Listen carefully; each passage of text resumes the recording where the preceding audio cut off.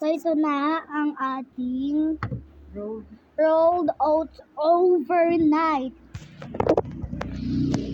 Sa mga hindi po nakakaalam ng rolled oats overnight, ito po ay pangpapayat o pampapayat sa mga ayaw mag-diet.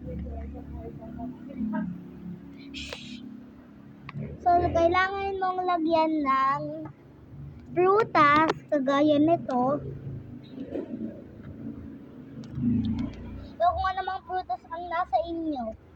Tapos, lagyan nyo ng oats. Pwede naman kahit anong oats, basta hindi po pwede ang pangbatang oats na Fruit Loops. Yung pangmatandang oats. Tapos, lalagyan nyo ng gatas. Lalagay sa rep. Tapos overnight. Tapos pwede nyo ito pang breakfast, dinner, yung mga ganun. Tapos kapag nagugutom ka, pwede yan. So, yun lang po. Gawin nyo na po ito para sa inyo. Bye-bye!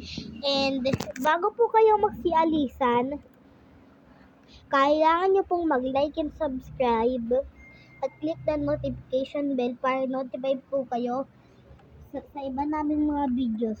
Thank you for watching. Bye-bye.